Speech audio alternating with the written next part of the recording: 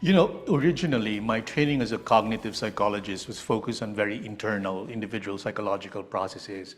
But at some point, it became more and more apparent that these interpsychic processes are shaped by external factors, the ecology, sociocultural norms, cultural meaning systems, practices in social institutions, etc. So theorizing about these phenomena required me to read on theories in the other social and human sciences, but also in the life sciences, particularly theories of human evolution. But aside from multidisciplinarity in a theoretical sense, I have come to appreciate the methodological and analytic approaches in the data sciences, especially in the use of machine learning in research.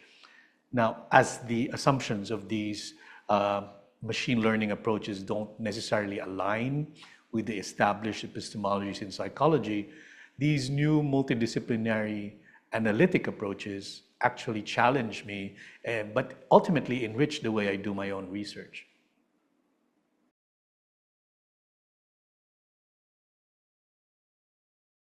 The focus of my research has been on understanding linguistic and sociocultural factors that influence cognitive and motivational process in learning.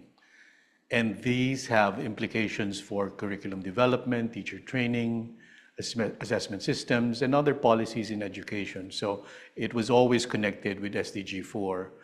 But soon it became apparent that larger social factors were important to consider, specifically with different forms of inequalities in Philippine society, poverty, and socioeconomic inequalities. So I developed a related research program that aligned with SDG 10, reducing inequalities.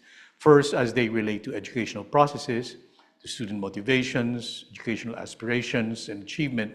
Later, my research branched into other inequalities that bring about prejudice and discrimination towards different groups. And now in intercultural contexts as the world globalizes, where I have proposed new concepts to discourse about cultures, intercultural interactions, and identities. But parallel to the focus on learning, it also became apparent in the Philippine context that learning and achievement were associated with aspects of the students' well-being.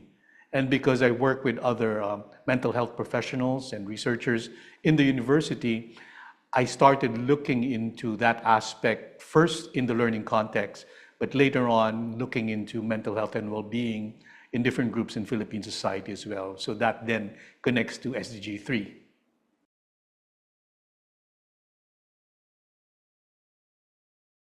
Although my research is always focused on Philippine experiences, my research emphasized psychological theorizing that draws from social and cultural meaning systems. So there was a very natural need to test the same ideas in other Asian societies and other cultures that share more relational and interdependent ways of relating with other people.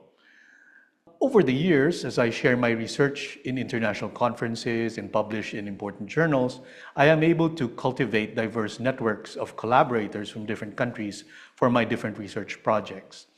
Through these networks, I'm able to lead and participate in numerous cross-cultural research projects, which is becoming more and more the norm in psychology. And I do participate in such cross-cultural projects, even those that are not always directly aligned with my main research program.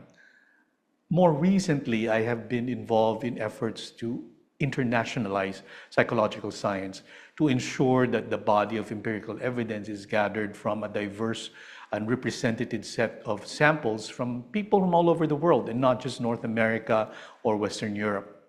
This effort is also directed at giving space to diverse scientific approaches to study psychological phenomena. I find this work important and exciting as it does not only engage researchers in many parts of the world, but it aims to create opportunities for researchers in underrepresented countries to get heard and to be more actively engaged in building psychological science.